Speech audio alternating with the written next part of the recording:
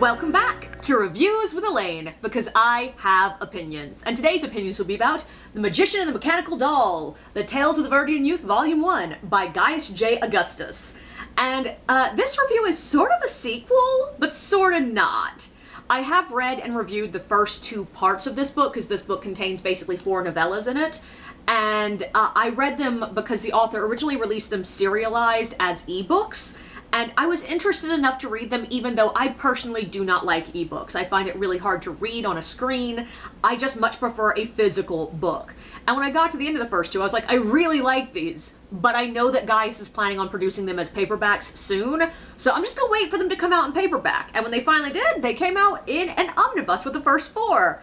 And the first 2 books did get relatively heavily edited, but I'm mostly going to talk a little bit about the changes, but mostly talk about the latter half of the book, which is new to my reviews. But if you want to know my opinions of the first 2 books on their own, yes, you can go look through my reviews. There is a review just of the first 2 segments by itself. But The Magician and the Mechanical Doll follows Octavian, a grad student studying at the prestigious National University of Magic. He just wants his advisor to accept his non-traditional field of study, but his mentor, teacher, seems less interested in helping him jump through the unnecessary hurdles of academia as getting Octavian to help him finish their research project, building the most advanced magic-powered robot ever built. Replica will advance magic and science astronomically when she is finally activated. She will revolutionize prosthesis magic and healing magic, and she will finally prove to the world that Octavian is capable of mastering both feminine and masculine magic. But when they settle down to turn her on for the first time, teacher is behaving oddly. Before Octavian knows what's really going on, he and Replica have been thrust into a new world with no idea how to get home, if teacher did this on purpose, and if so, why? Together they will explore a series of worlds, picking up information, new skills, exploring new technology, new magic, new kinds of intelligence, and a growing relationship between the 2 of them. Okay, so first, to address what's new in the first 2 segments, there is significantly more world building for the original world in book 1 now. There's just a lot more description, explanation, a few more fun anecdotes to give us the vibes of what this world is like, and a good bit more exploration of what Octavian is dealing with when it comes to his non-conventional field of study.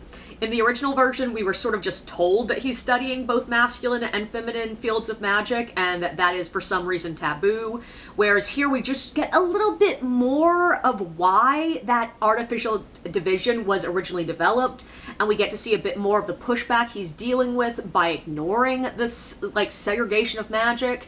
And all of that was very, very welcome.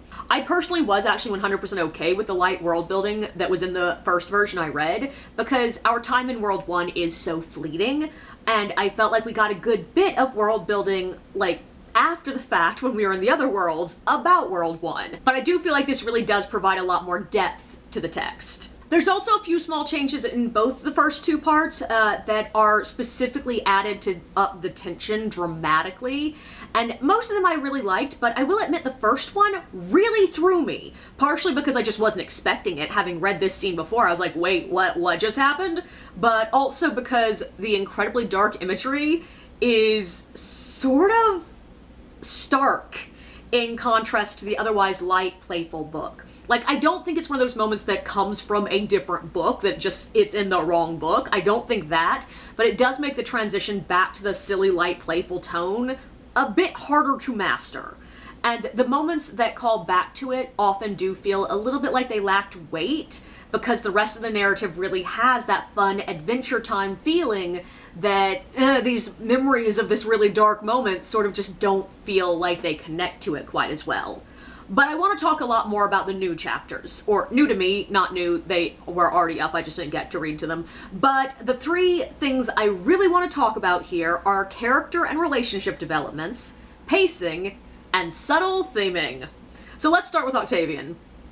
I love him as a main character. I love the fact that he's competent, thoughtful, a little bundle of anxiety, super judgmental about the illogicality of the worlds they fall into, and almost absurdly moral.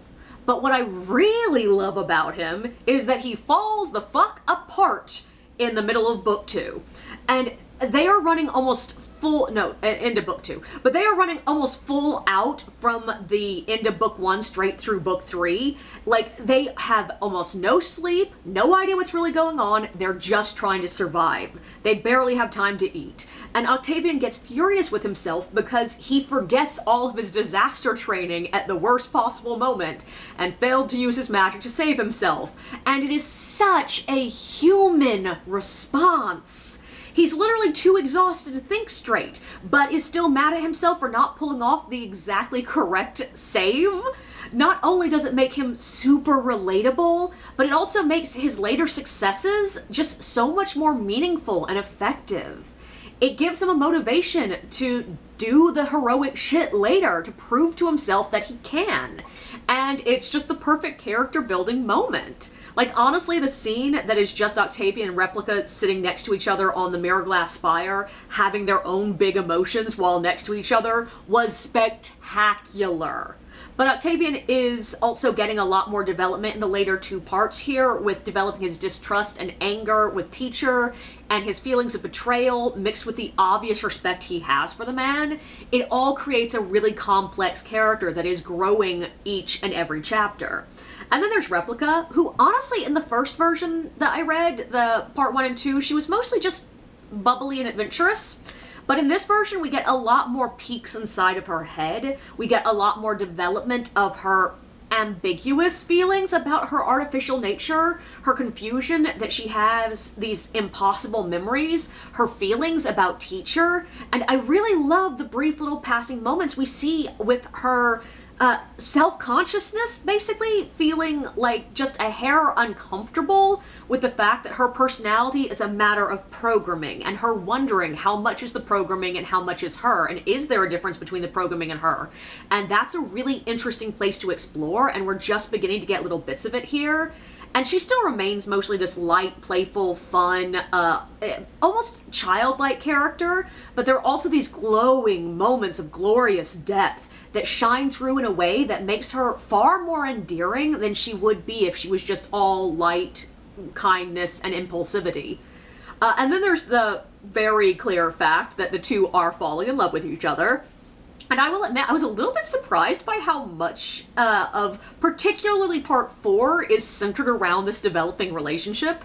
And it is one of those relationships that there's pretty much no angst whatsoever. Like, Replica clearly likes Octavian, and Octavian, once he's able to start focusing on something other than just the fact that she is operating and they're trying to survive, he clearly likes her too. There's no worrying if the other one does or doesn't feel the same way. There's no misunderstandings leading to stupid fights. There is one disagreement of morals, but it clearly doesn't affect their feelings for each other, just what is the proper thing to do in this conflict. And it goes by in under a page. It's all very sweet and low drama. Also, not sexual at all. There is no spice in this book. It's a slow burn in the way that the characters haven't even kissed by the end of this book, but their feelings are there from almost the start. So if you are looking for that sweet, 2 people building a relationship on mutual respect and admiration kind of romance, that is something you will get from this book. But one of the things I find most interesting about this book, both when I read the first 2 parts and reading this now, even more so reading it now, is the pacing. And I know that's a weird thing to be excited about, but it is doing some really interesting things with pacing. First, the book is littered with tangential anecdotes. Most of them are humorous. They are doing the heavy lifting of the world building. Most of them are from a nebulous narrator's point of view. Like, we don't know who this narrator is, but there's clearly a narrator voice. And that narrator voice is giving us a lot of these external bits of information that often the characters don't even know, but we as readers now know. And they're doing such interesting things with the pacing, because some of them come in the quiet moments where you'd expect to find world building, but others come in the high energy moments where the conventional wisdom would be to cut any fluff whatsoever from the story. But they are perfectly placed to build tension. It's like when you get that cliffhanger right before a commercial in a TV show, except the commercial is actually something that you enjoy experiencing. It's the perfect way to artificially inflate tension without it feeling artificially inflated. They also do a great job of playing with the pacing in a humorous way in a couple of places. Like, there's one moment that really stood out to me where there's a small robot dragging a chair in from another room, and the humor of the moment is how long it is taking, and how everyone is just sort of standing there and waiting. And the narrator steps in to drop an almost entirely unrelated tangent, and it works perfectly so that reading the scene feels like waiting forever for the chair to be dragged into the room. And it's things like that that just make the pacing so interesting and so thoughtfully done. But the other big thing about the pacing is it changes dramatically from part 3 to part 4. And to a certain extent, it has to. As previously mentioned, the characters are pretty much full on running for the first 3 books, and that kind of pacing, while super fun, is really hard to maintain for a really long time without it beginning to feel exhausting, and for it to lose the tension, and for it to stop being interesting. But there's just a moment that you sort of need to take a break and step back and let calmness happen. And I feel like it did hit in a good moment here, but also there's just enough ramping down that it doesn't feel out of place or sudden. But it's a very different pattern from what you'd expect from a lot of books. Because a lot of books, if you're just looking at as a chunk of books, it's, yeah, the last quarter is where you start ramping up towards the climax. Whereas this one, the last quarter, is that 4th segment, and that's when things start to sort of slow down and become a little bit calmer. And like, don't get me wrong, there is a climax here. It's a bit of a slower and smaller climax than you'd expect for a book this big, but considering this is the first of a serial book, it makes sense to fit that way. Like, each novella has its own little climax, and that fits the pattern of the book, and it happens to be the 4th one that happens to be a calmer one. But also, this pattern really reminded me of that moment in the Murderbot Diaries series when we switch from novellas into a novel. There's just a stark difference in how the tone sounds because there's suddenly so many more character building conversations. There are more random stories, there's more description, there's more summarizing of long passages of time, and it just feels slower. And this book in particular goes from a humorous adventure novel to a cozy sci-fi. And it's really fun, but it's also a bit of a surprise to me, and I kept wondering, like, why is it taking me so much longer to read the last 4th of the book? Until I slowly realized it's because that's what the pacing is calling for. It's meant to be read a bit slower. But I also want to talk about how the themes creep up on you in this book. There are some broad, obvious themes of things like kindness, academic gatekeeping, gender diversity, self-expression, trust. But there are also a few themes that start to slowly develop throughout the first 4 books. Like, I was well over halfway through this book when I suddenly realized how intensely anti-capitalist, anti-corporation it is. And again, it's one of those lovely world-building tangent stories that helps build this. There are so many stories throughout the book of businesses putting profit over safety or even human life. And there being disastrous and often deadly consequences. And it's such a stark contrast to the kindness and overall goodness that we see from the individual people throughout this book. Like, yes, there are bad people in the book, there are antagonists, but a lot of the people are acting out of fear, there are people who just aren't listening to the opposition, but most of the people throughout this entire book are presented by the narrator in such a way that we can and do empathize with them. Even the ones who are actively attacking our protagonists almost always get enough silly, relatable backstory that you like them. But the corporations? No, it's very clear they don't give a shit about people. And it only pretty much shows up in these little tangential stories. And they are just sporadically placed enough that you sort of are not aware that it's beginning to build to this. And I love the way it sneaks up on you because one story that just happens to be about a corporation doing something terrible could just be a funny anecdote. 2 starts to feel like it might mean something. 3, stories of ridiculous corporate malfeasance And it really starts to feel like it's embedding its way into your mind. And I think it's a beautiful way to introduce a relatively complex theme. And it's not the only one. There are a couple of other themes that are used that way throughout the book, of just like interacting with nature, what is intelligence, specifically sentience. That is very big, and it's playing a lot with these things that are slowly building, and a lot of it comes from these little tangential stories. So instead of feeling like something that's just added to mess with the pacing and to be humorous, they end up becoming such an important part of the book. Now, my one major complaint with this one is something that I have a bit of a behind the curtains, behind the scenes knowledge of, and I do wonder if that's why I noticed it more. Because I follow the author on social media, honestly, he is one of the few authors on social media that I would 100% with clarity say he is a friend of mine. And so we've had a discussion about this, and so I was hyper aware of it. There's a lot of repeated information here.